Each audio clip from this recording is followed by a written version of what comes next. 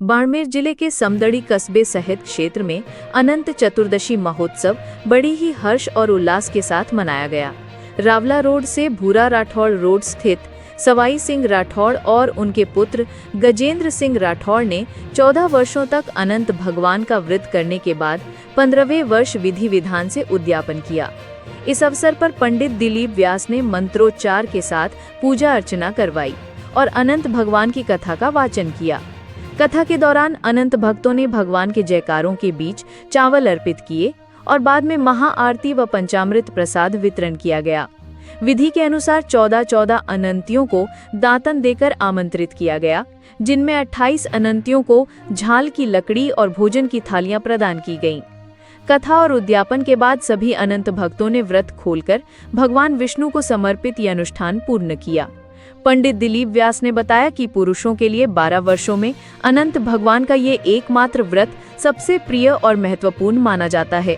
व्रत के पश्चात दाहिने हाथ में 14 गांठ वाला धागा बांधा जाता है और 14 दिन बाद उसे पीपल के वृक्ष पर चढ़ाया जाता है। अनंत कहते हैं, कृष्ण ही अनंत है, आदि काल मध्य अंत इत्यादि ये सब अनंत ही है। और अनंत का व्रत हमारे यहाँ पर हमारी संस्कृति के अनुसार पुरुष को अपने जीवन काल के अंदर करना अति आवश्यक है।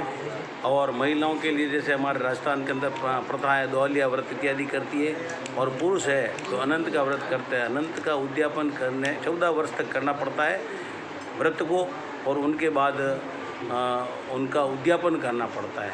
उद्यापन में मतलब 14 व्यक्तियों को आमंत्रित करना पड़ता है वापस, और उनको आगे अनंत जलाना पड़ता है। और एक शाक्य होता है, जैसे ब्राह्मण देवता व्रत की कथा इत्यादि करने के लिए आते हैं, उनका बखान करते हैं इत्यादि। इससे हमारी धार्मिकता फैलती है, धार्मिकता का आगे से आगे उसका प्रचार होता है। अपन लोग सत्य सनातन धर्म को मानने वाले हैं, और सबसे ऊपर अपना धर्म है, पर दूसरे धर्मों से भी अपना धर्म सबसे ऊपर है, सत्य सनातन धर्म। इसमें भगवान विष्णु ही सर्वप्रिय है। गुरु, इस कथा में गौ के लेपन से जो वृक्ष केजड़ी है या कोई भी ऐसे उगा करके रखा जाता है, इसका क्या महत्व होता है? ये 2 तलैया थी, तलैया का इसको पुष्करणीय कहा जाता है। तो इनके अंदर चकवा, हंस, सारस इत्यादि किलोल इत्यादि कर रहे थे। इनका जल उसके अंदर मिल रहा था और उसका जल इसके अंदर मिल रहा था। इसको धर्म और अधर्म कहते हैं। उनको ये ज्ञान नहीं था। इनके पूर्व जन्म की कहानी ये है कि उन दोनों बहनें थी, उनको धर्म और अधर्म का ज्ञान नहीं था। वो अपना पुण्य बहन को दे देती थी, बहन अपनी बहन को दे देती थी। जिस अपना पुण्य किसी अन्य को देना चाहिए, न कि अपने कुटुंब के अंदर बहन भाई इत्यादि को देना चाहिए।